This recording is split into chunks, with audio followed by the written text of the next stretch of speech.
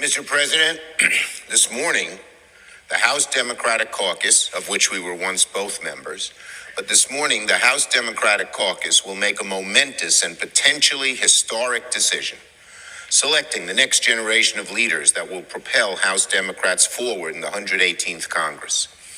Every time the caucus comes together to choose its leaders, it's a big deal. But today's gathering is unlike any we have seen before.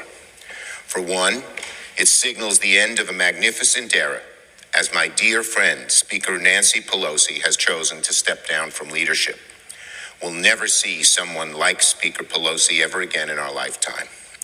But her potential successor will be history-making in its own right. After today's vote, it's largely expected the new House Democratic leader will be my friend and fellow Brooklynite, Hakeem Jeffries. Hakeem Jeffries' elevation as House Democratic leader is a turning point in the history of the United States.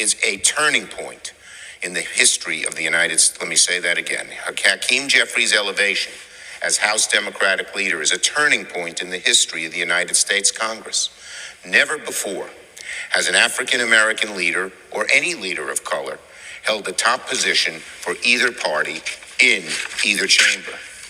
With yesterday's vote on respect for marriage and today's vote for House Democratic leader, our representative democracy continues to march forward towards its promise of equality and full representation for all Americans.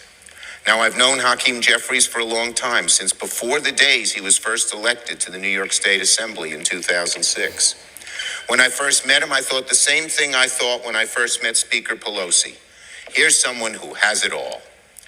We've taken similar roads in our lifetimes.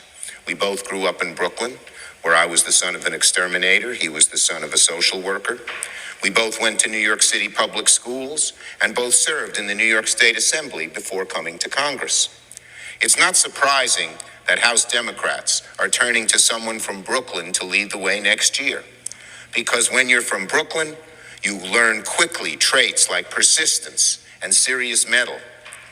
It's a crowded place and a diverse place. You learn how to work with all kinds of different people. You learn how to stand your ground. You learn to not take things personally. Hakeem Jeffries exemplifies all these traits. He is someone who I know will both hold the line on our democratic values while being ready to listen and keep an open mind. I know he can work with the other side whenever it's necessary.